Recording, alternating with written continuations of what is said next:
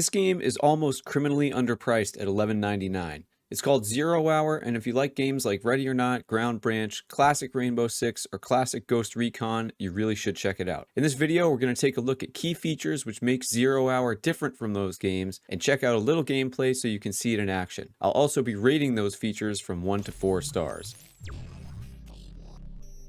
Zero Hour is a SWAT simulator which takes place in and around Bangladesh. You can play solo as part of a co-op lobby with friends or get matched with players online for either co-op or PvP play. You'll take on a variety of situations including terrorist clearance, hostage rescue, and bomb defusal. You'll do so in a variety of objective types ranging from homes to government buildings. Now remember, this is an early access game run by a very small handful of developers, so it's not quite as polished as some other games, but it's a lot more polished than many other early access games, and it actually has a lot to offer. Let's look at movement interactions and weapons manipulation. One of my favorite aspects of Zero Hour is its movement speed mechanic. Unlike Ready or Not, where I can't move as fast as I sometimes want to, or Ground Branch, where I can't go as slowly as I want to, Zero Hour lets us use the scroll wheel to dynamically adjust our movement speed up and down. So if you want to patrol quickly through an open area, you can raise it, and if you want to deliberately pie off a threshold, you can drop it way down. Love it. Here's something I don't like. There's currently no high or low ready, so it's very difficult to avoid flagging your teammates when you're stacking up and entering rooms. That said, they're adding high and low ready, so this will be resolved soon. With regard to entering rooms, one feature that I really like is that unlike in Ready or Not, you need to try and figure out whether a door is inward swinging or outward swinging, because that's going to determine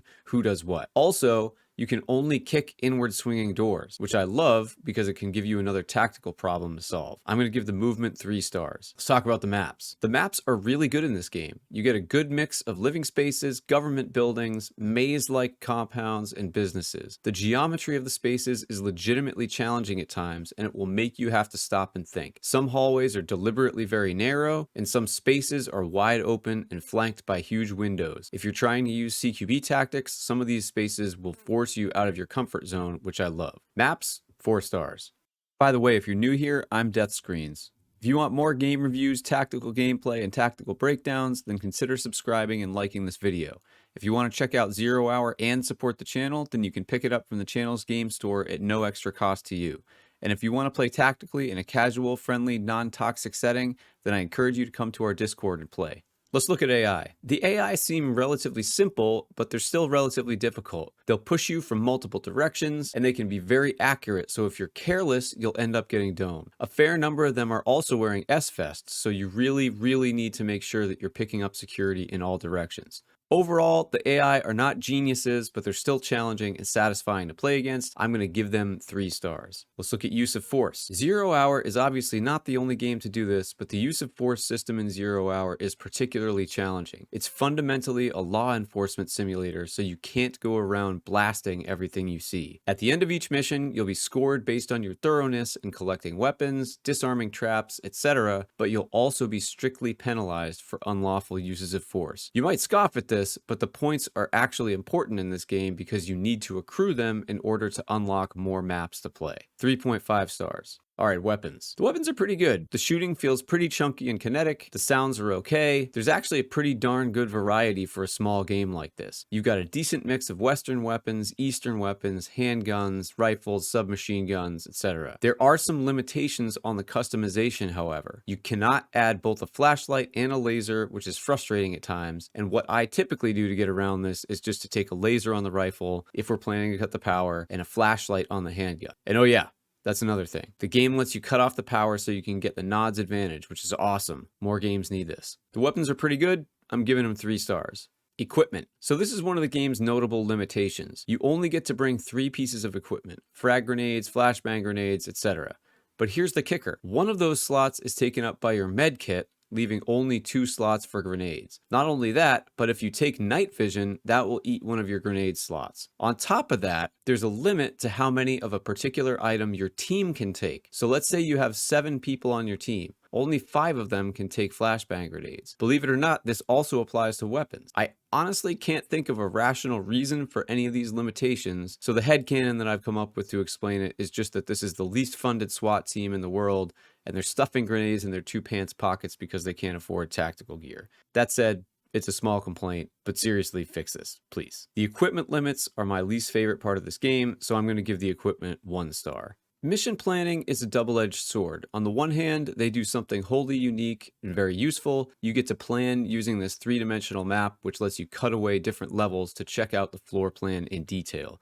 You can also draw on the map and place markers, etc. But the major downsides are that the drawing is not persistent and that there's a 1-minute time limit. That said, just having the opportunity to look at the layout of the entire objective is very helpful.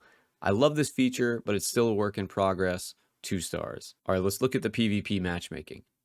It's okay.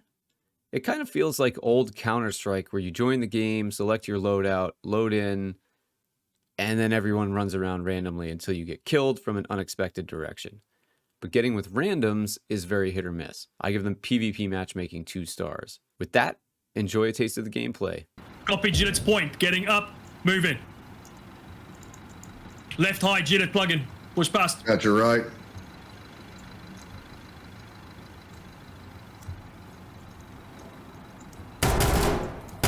On you, Ford. I'm holding here. Second man hook in. Roger, I'm hooked. Holding right. Copy. Third man's hooked. Points hooked in. Okay, copy. One SVS down hard. Good kill. We're moving. 3, 2, 1. Watch windows. Right, hold. Do not go over the top. Everyone up. Waiting. 3, 2, 1. Over the top.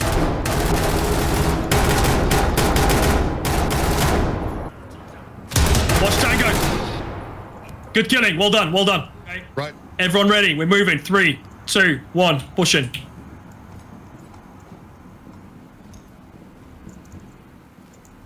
Multiple tangos.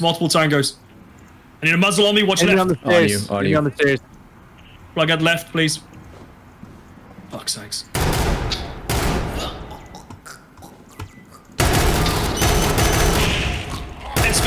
SVS down, front.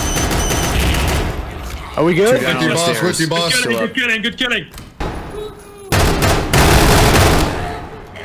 We got a man down. Reloading Last man's in. Let's get a flash left around this open door. Roger. My front. Into the Flash gym. out.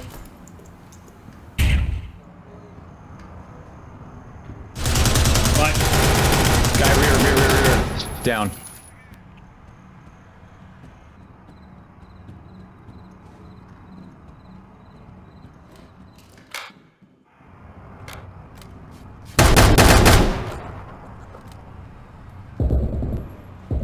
Right, multiple tango outside. SVS seen.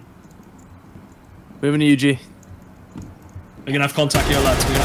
One down.